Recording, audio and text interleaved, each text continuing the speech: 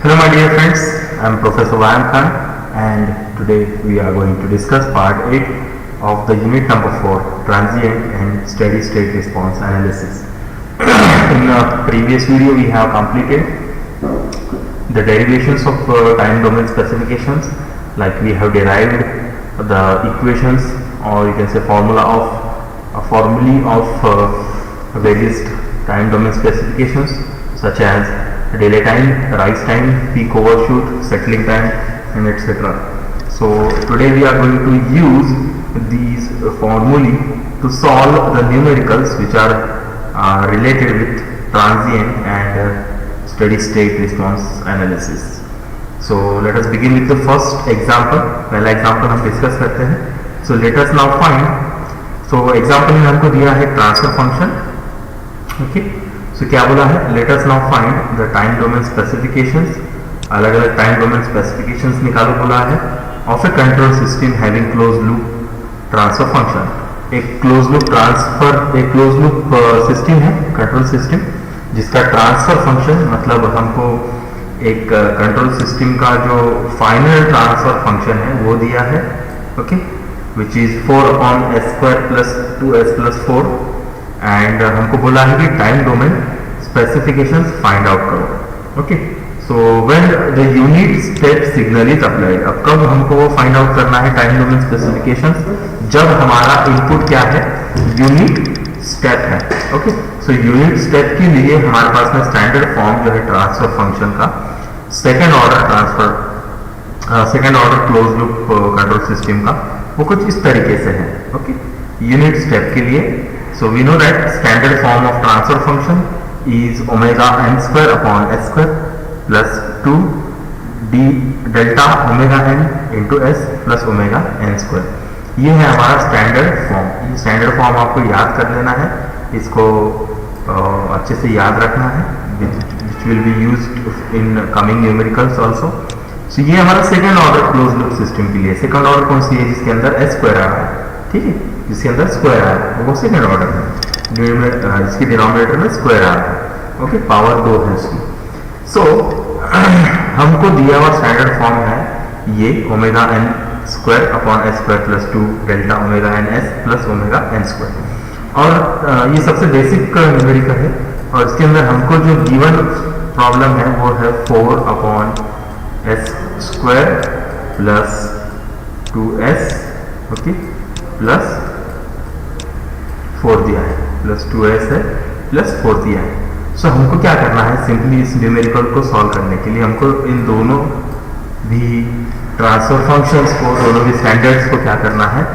एक दूसरे से कंपेयर करना है. एक दूसरे से कंपेयर करना है मतलब by equating these two equations with each other will come to know that omega n square is equals to क्या है?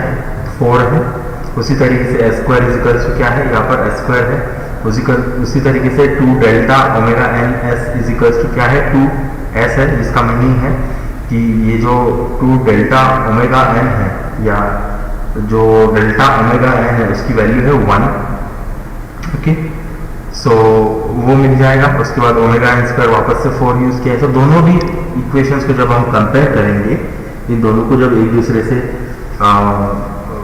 हम कंपेयर करते हैं, इक्वेट करते हैं, तब हमको जो नेचुरल फ्रीक्वेंसी है वो मिल जाती है 2, क्योंकि ये दोनों को कंपेयर कर रहे हैं, दोनों में जो एक दूसरे के जगह पर है उसको हमको क्या करना है? इक्वेट करना है. जैसे कि ये ओमेगा n स्क्वायर है, सो ओमेगा n स्क्वायर की जगह पर क्या है हमारे लेफ्ट साइड में? वहाँ पर है 4. So omega n square will be equal to 4. So therefore omega n क्या हो जाएगा? वो हो जाएगा square root of 4 that is 2. उसी तरीके से s स्क्वायर है तो यहाँ पर भी s स्क्वायर है, तो इसको हमको कंपेयर करने की ज़रूरत नहीं है. उसी तरीके से यहाँ पर दूसरी टर्म क्या आती है? 2 डेल्टा ओमेगा n s. सो यहाँ पर s है, एज इट इज s है, 2 एज इट इज है. सो डेल्टा ओमेगा n की जगह पर क्या है हमारे लेफ्ट साइड में? वहाँ पर वैल्यू है इसकी 1, ओके. सो हमको ओमेगा n पता है कितना है? 2. सो ये डेल्टा इज इक्वल टू क्या हो जाएगा? 1 by omega n which will be equal to 1 by 2, which will be equal to 1 by 2. That means हमारा जो डैम्पिंग फैक्टर है इट इज इक्वल्स टू 0.5. इस तरीके से हमको क्या करना है कि दोनों भी इक्वेशंस को कंप्लीट करना है, कंपेयर करना है और उसकी मदद से डेल्टा और ओमेगा एन फाइंड आउट करना है। क्योंकि हमारे जो आगे के फॉर्मूला है, आगे के अलग अलग जो न्यूमेरिकल्स हम फॉर्मूले यूज करने वाले हैं, जिसके हमको टाइम डोमेन स्पेसिफिकेशन निकालने बोला है, जिसके अंदर हम यूज करते हैं राइज टाइम, पीक टाइम, बराबर है। उसके बाद में पीक ओवरशूट का यूज करते हैं, फिर हम सेटलिंग टाइम का करते हैं, राइट। सो ये सभी इक्वेशंस कौन से फॉर्म में रहते हैं? डेल्टा और ओमेगा एन के फॉर्म में रहते हैं। ओके, साथ ही साथ में हमारे पास में उन फॉर्मूले में WD भी रहता है, मतलब हमारे पास डैम्प फ्रीक्वेंसी भी रहती है। सो डैम्प फ्रीक्वेंसी का क्या फॉर्मूला है? So it is equals to omega d is equals to omega n under root 1 minus delta square. So मेरे पास में डेल्टा है, ओमेगा एन है, मैं इसमें पुटअप कर दूंगा और ओमेगा डी फाइंड आउट करूंगा। तो ओमेगा डी कितना आ रहा है भाई? तो वो आ रहा है 1.732 रेडियंस पर सेकंड में। अब ये जो भी नेचुरल फ्रीक्वेंसी रहेंगी ये रेडियंस पर सेकंड में रहेगी। उसी तरीके से जो भी थीटा हम निकालेंगे वो भी रेडियन में रहेगा। ओके, हम जैसे लीनियर वेलोसिटी को v लिखते हैं, वैसे यहाँ पर जो एंगुलर वेलोसिटी है उसको हम क्या लिखते हैं? ओमेगा लिखते हैं, बराबर। सो जिस तरीके से हम डिस्प्लेसमेंट को x लिखते हैं, तो यहाँ पर डिस्प्लेसमेंट को, एंगुलर डिस्प्लेसमेंट को हम थीटा लिखते हैं, राइट। सो वो रेडियन में रहता है। जैसे हमारी वेलोसिटी मीटर पर सेकंड में रहती है, ये रेडियन पर सेकंड में रहती है। हमारा डिस्प्लेसमेंट लीनियर में x है, x का जो यूनिट है वो हमारा मीटर्स रहता है। उसी तरीके से यहाँ पर एंगुलर जो है उसका थीटा है, तो इसके लिए उसका यूनिट है रेडियन। ओके, सो पहली चीज हमको क्या फाइंड आउट करना है? Omega N. दूसरी चीज हमको फाइंड आउट करना है डेल्टा। तीसरी चीज हमको फाइंड आउट करना है ओमेगा डी। और चौथी चीज जो हमको न्यूमेरिकल के लिए लगती है वो रहती है थीटा। सो थीटा के लिए मेरे पास में सिंपल फॉर्मूला है कॉस इनवर्स डेल्टा।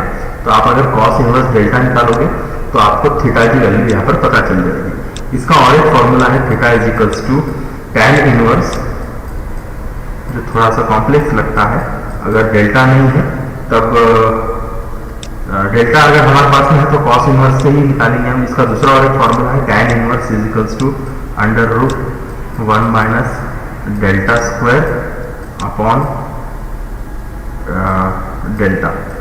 ओके, तो इससे भी हम क्या कर सकते हैं? ये थीटा निकाल सकते हैं। तो ये दोनों भी फॉर्मूले करेक्ट है, दोनों भी इस्तेमाल आप कर सकते हैं, दोनों का भी आंसर एक ही आने वाला है। तो यहाँ पर कॉस इनवर्स जो आया है वो 0.5 है। कॉस इनवर्स ऑफ 0.5 जो आया है वो है π/3 रेडियंस। अब हमको पाई के फॉर्म में रखना है, ये ध्यान में रखो, क्योंकि हमारे आने वाले जो डेरिवेशन है उसके अंदर पाई, थीटा, ओमेगा एन और ओमेगा डी ये चार चीजें रहने वाली है, इसलिए पाई के फॉर्म में इसको हमको रखना है। सो ये सब चीजें हम हमारे जो इक्वेशन है उसमें डालते हैं। जैसे कि हमारे पास में डिले टाइम है, तो डिले टाइम हमको फाइंड आउट करना है इस ट्रांसफर फंक्शन के लिए। तो क्या है डिले टाइम? टी रहता है, कितना रहता है? 1 + 0.7 डेल्टा अपॉन ओमेगा एन। तो यहाँ पर डेल्टा और ओमेगा एन की वैल्यू मैं डाल दूंगा। तो डेल्टा कितना है? 0.5, ओमेगा एन कितना है? 2। सो मेरे पास में डिले टाइम आ गया 0.675। ठीक है, सो ये 0.675 क्या है? ये रहता है हमारा हाफ टाइम, बराबर है। किससे हाफ टाइम रहता है? राइज टाइम से हाफ टाइम रहता है, राइट। सो इसी तरीके से हम अब जब ये निकालेंगे, राइज टाइम निकालेंगे, तो राइज टाइम के लिए हम उसका फॉर्मूला यूज करेंगे। क्या है formula? Pi minus theta upon omega D. तो पाई माइनस थीटा कितना है? π/3 अपॉन ओमेगा कितना है? Omega d 1.73। इससे मुझे राइज टाइम भी मिल जाएगा which is in seconds. Peak time निकालूंगा मैं, peak time. So peak time का क्या है formula? Pi upon omega d. So pi upon 1.732। So peak time भी आ गया 1.813।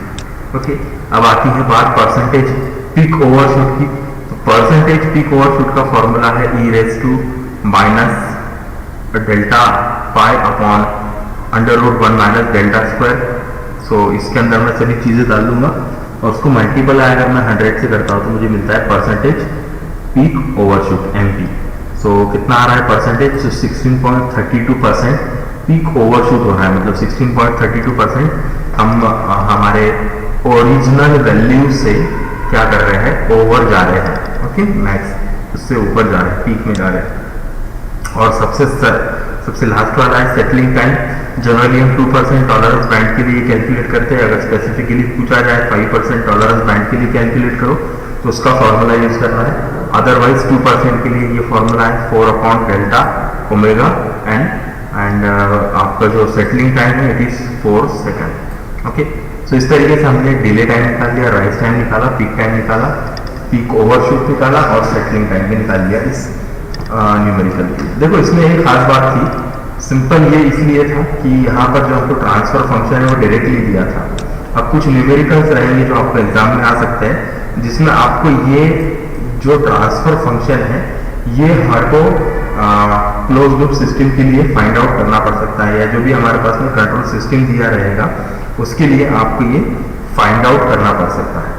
ओके, डायरेक्टली दिया नहीं रहेगा तो आपको पहले क्या करना है, सिग्नल फ्लो ग्राफ को स्टडी करना है अच्छे से, और उसमें से हम कैसा हमको ब्लॉक डायग्राम्स को स्टडी करना है, और ब्लॉक डायग्राम्स में से हम कैसा कंट्रोल सिस्टम का लास्ट ट्रांसफर फंक्शन निकालते हैं, मतलब ओवरऑल ट्रांसफर फंक्शन निकालते हैं, वो समझना है।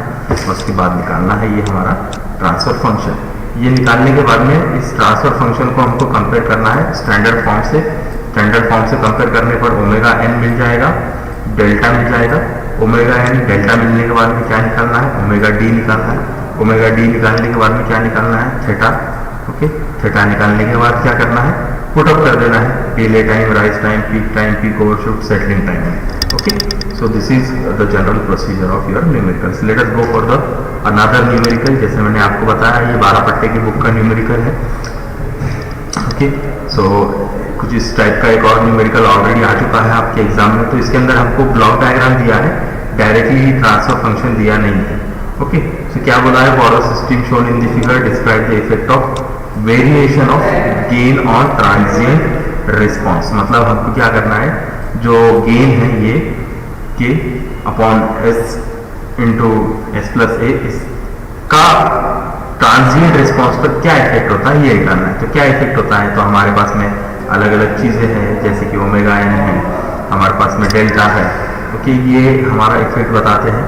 ओके, सो पहले तो समझ लो कि इसका क्या बनाना है आपको, ट्रांजिएंट इसका आपको ट्रांसफर फंक्शन बनाना है। सो ये है हमारा negative type of close loop feedback, बराबर है, नेगेटिव क्लोज लूप फीडबैक है। यहाँ पर नेगेटिव साइन दिख रही है। अब यहाँ पर हमारा गेन है, राइट, ये गेन है फॉरवर्ड पाथ का, और बैकवर्ड पाथ का जो गेन है वो दिया नहीं है, that means it is unity, मतलब वो उसका वैल्यू कितना है, 1 है। सो ऐसे फीडबैक सिस्टम का जो ओवरऑल ट्रांसफर फंक्शन रहता है या ओवरऑल जो ब्लॉक डायग्राम बनता है वो क्या बनता है, यस वो क्या बनता है, it is equal to G of S upon 1। Since यहाँ पर नेगेटिव है तो यहाँ की साइन आएगी positive, 1 plus G of S into H of S, where H of S is what, हमारा फीडबैक का गेन। ओके, फीडबैक का ट्रांसफर फंक्शन और ये फॉरवर्ड पाथ का transfer function G of S. तो यहाँ पर जी ऑफ एस क्या है, तो जी ऑफ एस है K upon S into S plus a, और एच ऑफ एस क्या है, तो 1। सो ये है मेरा ट्रांसफर फंक्शन इस ओवरऑल लूप का, इस ओवरऑल इसका क्लोज लूप सिस्टम का ये मेरा ट्रांसफर फंक्शन है, C of S upon R of S. ये हमारा ट्रांसफर फंक्शन का फॉर्मूला है। तो क्या है transfer function, G of S, ये आ गया जी ऑफ एस के upon S into S plus A divided by 1 plus G S के इंटू एस प्लस ए, ये आ गया G S into H S, मतलब क्या है, मल्टीप्लाइड बाय 1। तो 1 से मल्टीप्लाई किया तो वहाँ पर दिखाया नहीं है। तो इसको जब हम सिंप्लीफाई करते हैं तो ये हमारा ट्रांसफर फंक्शन बन जाता है। क्या करेंगे इसको सिंप्लीफिकेशन के लिए, तो ये एस अपॉन एस प्लस ए जो है वो कॉमन ले लेंगे, और उसको जब सॉल्व करेंगे तो के upon S square A S into S square plus A S plus के, ये मेरा ट्रांसफर फंक्शन मिलता है इस क्लोज लूप सिस्टम के लिए। ये मेरा ट्रांसफर फंक्शन आ गया। सो मेरे पास में ट्रांसफर फंक्शन है, ओवरऑल ट्रांसफर फंक्शन। तो मैं क्या करूंगा, इसको कंपेयर करूंगा किसके साथ में, स्टैंडर्ड फॉर्म के साथ में। तो omega N square is equals to क्या है, ये है S square is equals to S square है। सो यहाँ पर 2, अब यहाँ पर जीटा यूज किया है, हम जीटा भी यूज कर सकते हैं और डेल्टा भी यूज कर सकते हैं डायरेक्टिंग फैक्टर के लिए। जनरली 12 पट्टे में जीटा यूज किया है तो यहाँ पर आपको जीटा दिया है। तो 2 zeta omega N S is equals to क्या है, ए एस। तो इसमें एस एस सेम है, सो ए इजिकल्स टू क्या हो जाएगा, सो ए इज इक्वल्स टू है मेरा 2 जीटा ओमेगा एन, बराबर है। सो इससे मुझे किसकी वैल्यू मिल जाएगी, इससे मुझे जीटा की वैल्यू मिल जाएगी, मतलब डेल्टा। सो पहले तो मैं ओमेगा एन स्क्वायर को के से कंपेयर करता हूँ, तो ये मिलता है मुझे omega N square is equals to K, मतलब ओमेगा एन इजिकल्स टू क्या है, अंडर रूट के। और उसी तरीके से 2 zeta omega n equals to a करता हूँ, तो मुझे यहाँ पर जीटा की वैल्यू मिलती है which is A upon 2 under root K. Omega N कितना है, के है, under root K. So as the value of gain increases, natural frequency of oscillation increases। हम जीटा से बता सकते हैं जैसे जैसे हमारा गेन इंक्रीज हो रहा है वैसे वैसे क्या होगा, नेचुरल फ्रीक्वेंसी जो है ओमेगा एन क्या होगा, बढ़ता जाएगा, एंड डैम्पिंग रेशियो क्या होता जाएगा, कम होता जाएगा, that is zeta. Okay, so ये एक किस्म का न्यूमेरिकल है। ये दूसरा न्यूमेरिकल है जिसके अंदर ये स्पेशली ये न्यूमेरिकल मैंने इसके लिए प्रेजेंटेशन में लिया है ताकि आप समझ सके कि और कॉम्प्लेक्स होते जाने वाला है ये न्यूमेरिकल्स। और दूसरी चीज़ ये है कि ये न्यूमेरिकल एग्जाम में आ चुका है लास्ट टाइम में, 1 से 2 बार ये न्यूमेरिकल आया है। सो अब इस बार तो नहीं आएगा, बट हम अच्छे से समझना चाहेंगे कि ये न्यूमेरिकल क्या है। तो वो क्या बोला है, for control system find K1 K2 so that maximum peak overshoot it is MP is 25%। हमको मैक्सिमम पीक ओवरशूट दिया है और TP दिया है, पीक टाइम दिया है, कितना है पीक टाइम, 4 सेकंड। सो इसके साथ में क्या फाइंड करना है, सेटलिंग टाइम और राइज टाइम फाइंड आउट करना है, TR और TS हमको फाइंड आउट करना है। और क्या दिया है हमारा फीडबैक सिस्टम में, सो ये 2 ब्लॉक्स है जो सीरीज में है, तो सीरीज में अगर है तो इनका क्या हो जाएगा, मल्टीप्लिकेशन होगा। तो मल्टीप्लिकेशन में क्या होगा, K1 multiplied by 1 upon S square. तो ये इसका सिंगल ब्लॉक क्या बन जाएगा, इसका सिंगल ब्लॉक बनेगा K1 upon S square. Okay, so ये K1 अपॉन एस स्क्वायर जो है 1 प्लस K2S के साथ में कैसा है, फीडबैक में है। फीडबैक में मतलब कौन सा फीडबैक है, नेगेटिव फीडबैक है। तो इसका सिंप्लीफाइड ब्लॉक डायग्राम जो है वो क्या बनेगा, yes this K1 upon S square upon 1 plus K1 upon S square multiply by 1 plus K2S। Okay, so ये है मेरा वो ट्रांसफर फंक्शन यहाँ पर कि g of s plus 1 plus g of s into h of s। तो g of s क्या है, K1 upon S square, 1 plus g of s क्या है, K1 upon S square, h of s क्या है, 1 प्लस K2S। तो इसको जब मैं सिंप्लीफाई करता हूँ तो मुझे ये ट्रांसफर फंक्शन कुछ इस तरीके से मिलता है। फाइनल वाला इस क्लोज लूप सिस्टम के लिए क्या मिलता है, K1 upon S square plus K1 K2S plus K1।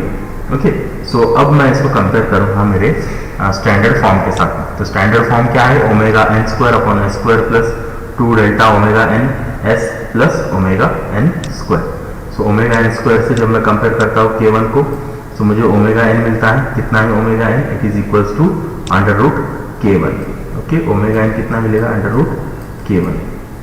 Okay, उसी तरीके से जब मैं 2 जीटा ओमेगा एन या 2 डेल्टा ओमेगा एन को कंपेयर करता हूँ इसके साथ में, तो क्या है 2 delta omega N K1 K2 है।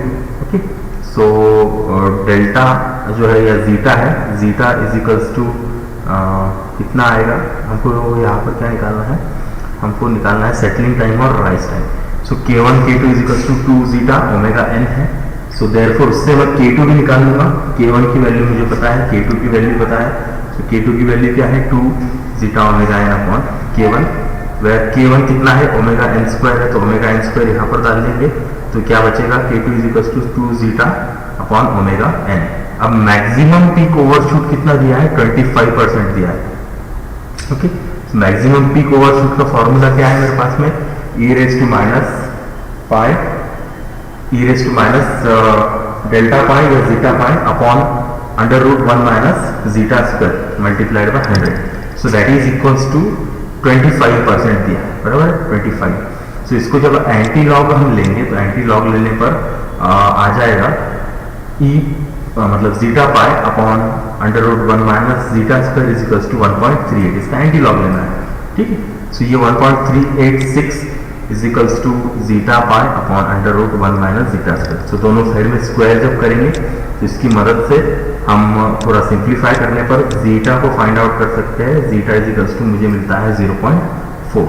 ओके, अब मेरे पास में जीटा आ गया, ओमेगा एन इजिकल्स टू क्या है, अंडर रूट K1 है। ओके, अब हमको और एक चीज दी है, पीक टाइम दिया है, पीक टाइम का फॉर्मूला क्या है, pi upon omega d square. So वो कितना है दिया है, 4 है। सो पाई तो यहाँ पर कांस्टेंट है, ओमेगा डी का फॉर्मूला क्या है, omega n into under root 1 minus zeta square. So इसकी मदद से मैं क्या कर सकता हूँ, ओमेगा एन फाइंड आउट करूंगा। सो इसमें से ओमेगा एन मुझे मिलता है 0.856। ओके, अब मेरे पास में ओमेगा एन भी आ गया, मेरे पास में जीटा भी आ गया। सो मेरे पास में K1 का पता है वैल्यू मुझे कितना है, ओमेगा एन स्क्वायर, तो इसका स्क्वायर कर लो तो मुझे K1 मिल जाएगा। K1 कितना आ रहा है, 0.73 आ रहा है। सिमिलरली मेरे पास में K2 का भी फॉर्मूला है, क्या है K2 का formula, 2 zeta upon omega N. इसमें ओमेगा एन डाल दो, जीटा डाल दो, K2 भी मुझे मिल जाएगा। सो हमको क्या बोला था, find K1 and K2। Since हमको यहाँ पर K1 और K2 फाइंड आउट करना था, इसके लिए हमने जीटा और ओमेगा एन को किसके फॉर्म में रखे, K1 और K2 के फॉर्म में रखे। Okay, so we have found K1 and K2 in this way. So इसके और न्यूमेरिकल से आप प्रैक्टिस कर सकते हैं। ये